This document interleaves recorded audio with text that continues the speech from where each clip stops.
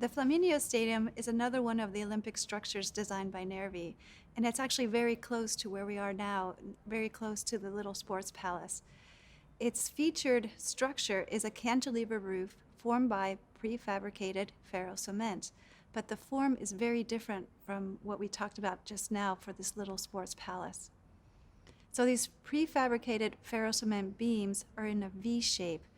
At the extremity, they're flat, but as they go towards the support, they form the shape of a V.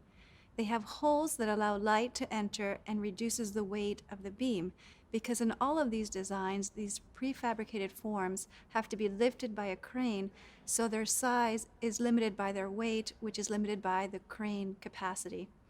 Then there are steel tubes filled with concrete as part of the support, and also in this structure we have cast-in-place concrete as well as ferro cement. My colleagues at Princeton, Sigurd Adriansens and David Billington, also did a structural analysis of this structure, and they found that the resultant of the gravity forces once again falls in between the two legs of the foundation, in this case points A and B as shown in the sketch. So once again, this illustrates the idea that these foundations are under compression and not tension, thus saving cost because tension in foundations can be quite costly. The placement of one of the ferro cement precast cantilever beam members was done by two cranes that were operated by one person. And again, the size of that ferro cement beam was limited by its weight, which was limited by the capacity of these two cranes.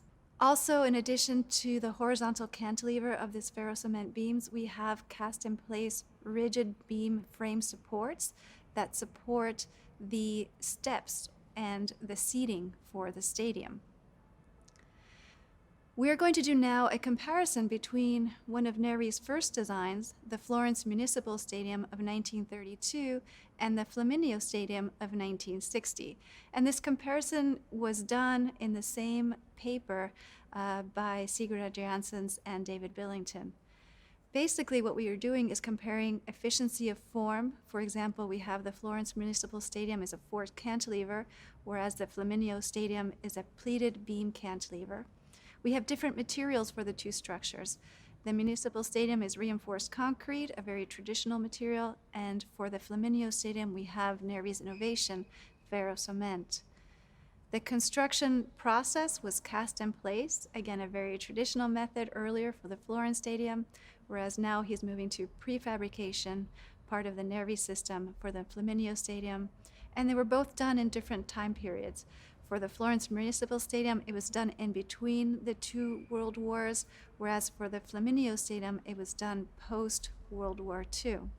So we see that the first structure that Nervi designs is done very traditionally with reinforced concrete and cast in place, and we see how he evolves to the Nervi system, and we see also how we can have very different forms for the same, let's say, design constraint, which is a roof covering of a seated stadium. We see these two different ways of designing here in Italy by Nervi, but we're going to continue to see different ways other designers approached horizontal cantilevers for roof stadiums in lectures to come. The final structure to be discussed in this lecture for the 1960 Olympics is the large sports palace, in other words known as Palazzo dello Sport. And this structure from the outside is really quite unassuming. You wouldn't look at this structure from the outside and want to go in to see it, but when you do go in to see it, it's absolutely spectacular. It is made in a similar way that the Turin exhibition hall was made, but instead of a waved form, we have now V-shaped sections. And these V-shaped sections were again made of ferro cement and prefabricated and then assembled to form the dome. The size of these prefabricated segments were limited by the size or the capacity of the cranes that were used to lift them into place. And then hundreds of these pieces are put together on the scaffolding that Nervi traditionally has used throughout his projects and form the structure as you know it today.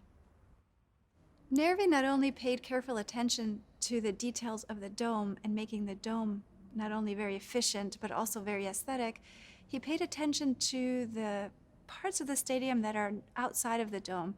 And so what we see are the inclined buttresses again being expressed as part of the structure, and the slab is a ribbed slab, very similar to the idea of the tobacco factory and also Gatti. It's not following the isostatic bending lines, but it's a ribbed slab pattern.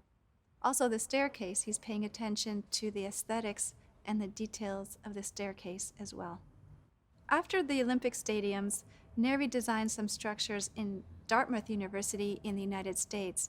In particular, the Nathaniel Laverne Fieldhouse, which was constructed from 60 to 62, was the first time that Nervi used the Nervi system in the United States.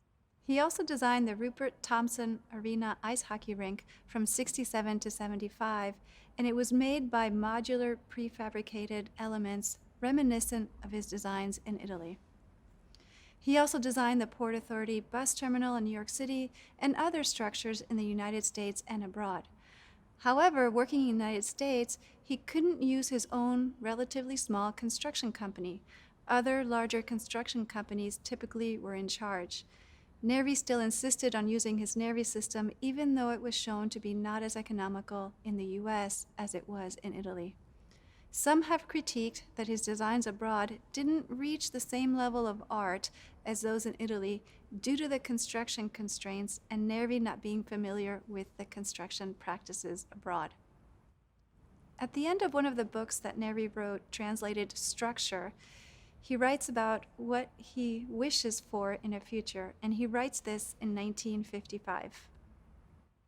When the actual behavior of concrete under load and in time is better known, and when laboratory practices capable of producing 14,000 psi, or 96 megapascal concrete, are commonly applied in the field, and when plastic redistribution of stress in complicated structures is foreseeable, the amazing results achieved so far will be easily surpassed.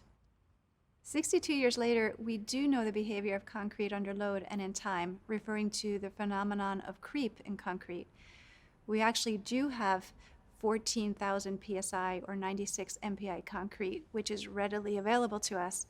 And we do know how to understand and see the plastic redistribution of stresses in complicated structures using modern technology, finite elements. We can know all this. But have we easily surpassed the quality of structures that were achieved by Nervi with so few resources? Yes, there have been great designs and great designers since Nervi, but has Nervi been surpassed? I'm not sure about that, and I'll leave it to you to decide. Maybe it isn't about computers and super strength materials. Maybe it's about creative thinking. It's about constraints enabling creativity and having the courage to embrace that creativity. And all of this begins with a person, the kind of persons that we will continue to discuss in lectures to come. Join us next time to learn more.